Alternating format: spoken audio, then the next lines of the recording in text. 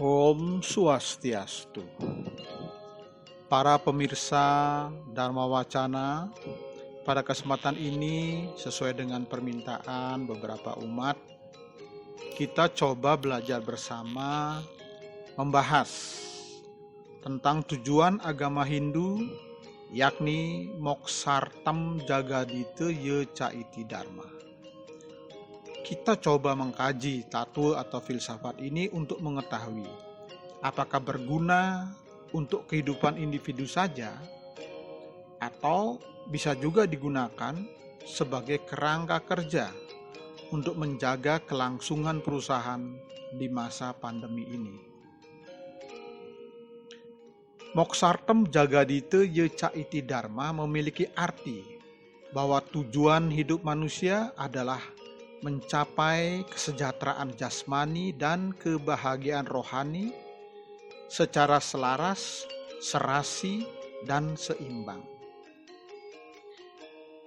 Tujuan agama Hindu ini diterjemahkan lebih rinci menjadi catur purusha artha yang terdiri dari dharma, artha, kama, dan moksha.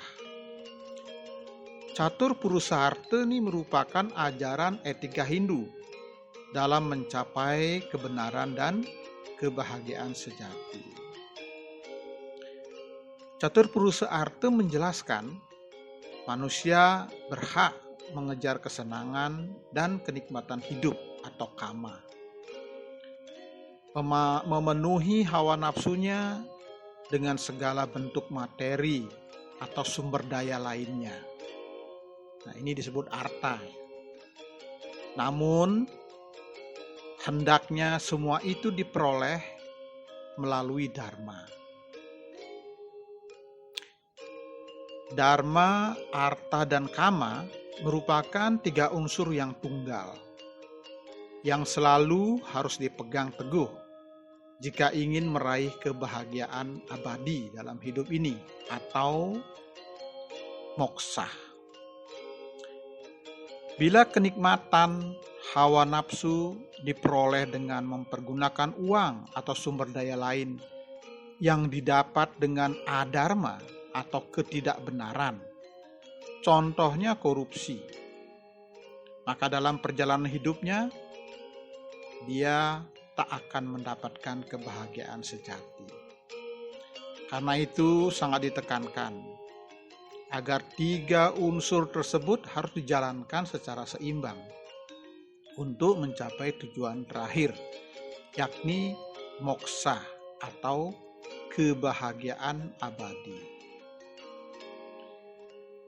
Dalam Santi Parwa terurai beberapa ajaran etika Hindu. Santi Parwa ini adalah kitab ke-12 Mahabharata. Dalam kitab ini diceritakan tentang nasihat Bhisma yang berada di atas ranjang panah ketika sudah kalah di perang Bharatayuddha. Ia memberikan nasihat-nasihat penting kepada Raja Yudhishthira. Saat itu Bhisma menguraikan kaidah-kaidah etik dalam melakukan pekerjaan untuk mencapai kebahagiaan sejati.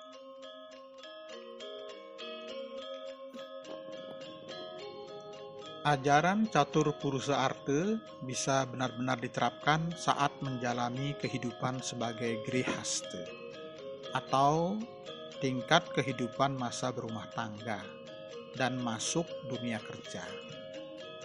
Masa grihastha ini adalah merupakan tingkatan kedua setelah brahmacari atau masa mencari ilmu. Dengan pola hidup grihastha ini, tiga tujuan yaitu dharma, artha, dan kama dapat tercapai. Dharma, artha, dan kama dikenal dengan istilah triwarga. Tiga hal ini menjadi pedoman dalam melakukan kerja untuk mencapai kebahagiaan sejati. Dalam Santi Parwa dijelaskan bahwa untuk bisa menjalani kehidupan di dunia, diperlukan kama atau niat atau semangat untuk bisa memperoleh sesuatu. Dalam konteks ini adalah arta. Kama atau nafsu atau semangat untuk meraih arta ini harus dilandasi dengan prinsip-prinsip dharma, kebenaran atau kebajikan. Pekerjaan harus dilakukan dengan mendasarkan diri pada prinsip-prinsip kebenaran, agar bisa mencapai apa yang disebut sebagai moksha atau kebahagiaan abadi, yang merupakan bagian akhir dari catur purusa arta. Jika semangat atau tekad melaksanakan pekerjaan atau kama ini untuk mendapatkan sebuah hasil dari pekerjaan atau arta tanpa didasari dengan etika kebenaran atau dharma, maka tujuan akhir moksha tidak akan bisa tercapai. Karena itu, hasil kerja berupa arta juga mesti dikorbankan dan dipersembahkan kepada sesama untuk kesejahteraan manusia, dan juga wajib dihaturkan kepada para dewa.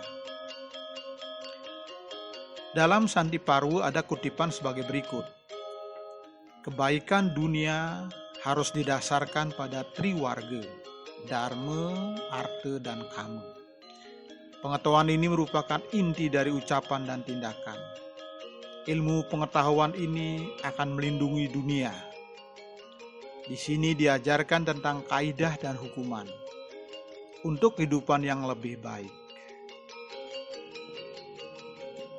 Dalam Santi Parwu juga dijelaskan bahwa catur purusa arta bisa diterapkan untuk menjalankan pemerintahan. Tatwa atau filsafat ini berguna bagi seorang raja untuk memimpin suatu pemerintahan. Dan apakah bisa dipergunakan sebagai acuan seorang eksekutif untuk memimpin perusahaan modern? Nah, mari kita kaji bersama.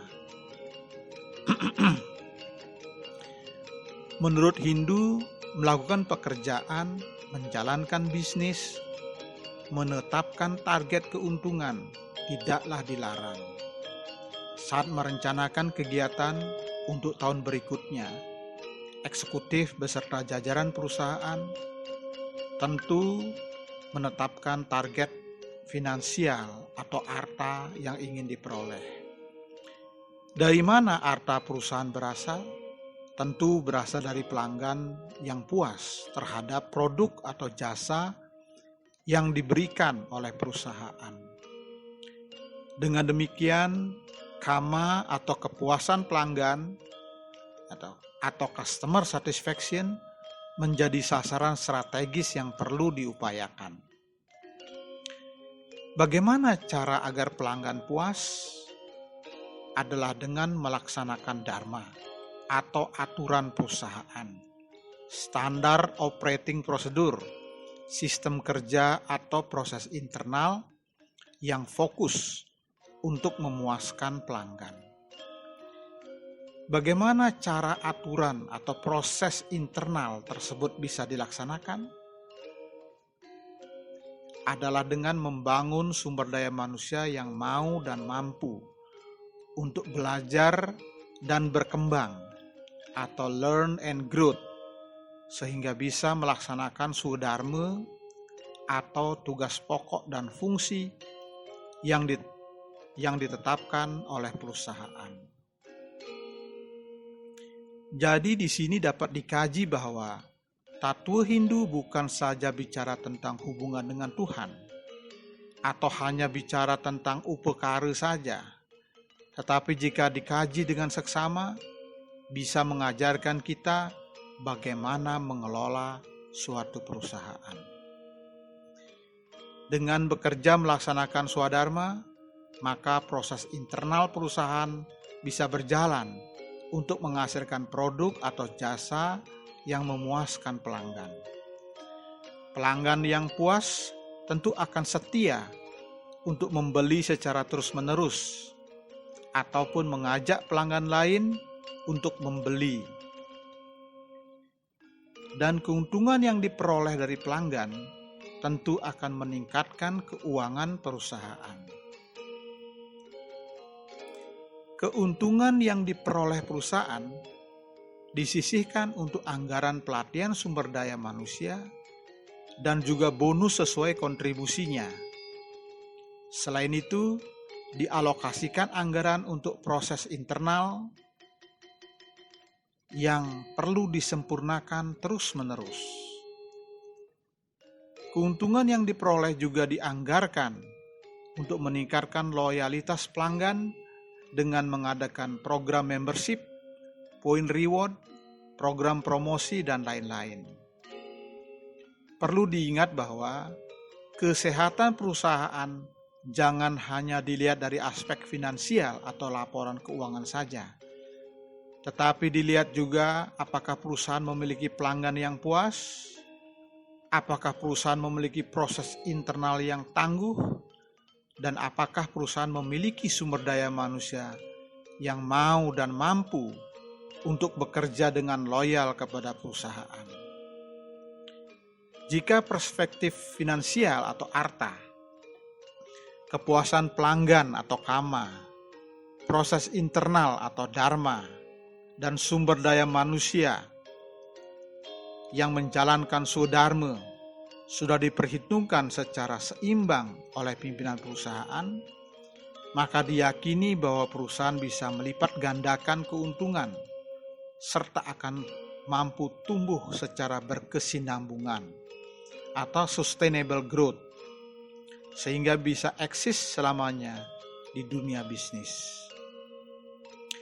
Akhir kata, Moksartem Jagadite Yecaiti Dharma yang diterjemahkan menjadi Catur Purusa Arte adalah tatwa atau filsafat Hindu yang diciptakan ratusan tahun yang lalu, ternyata tidak hanya mengatur tentang spiritualitas saja, namun sangat relevan untuk diterapkan agar bisa menjaga kesinambungan perusahaan dengan cara modern. Demikian kajian hari ini. Om Santi Santi Santi Om.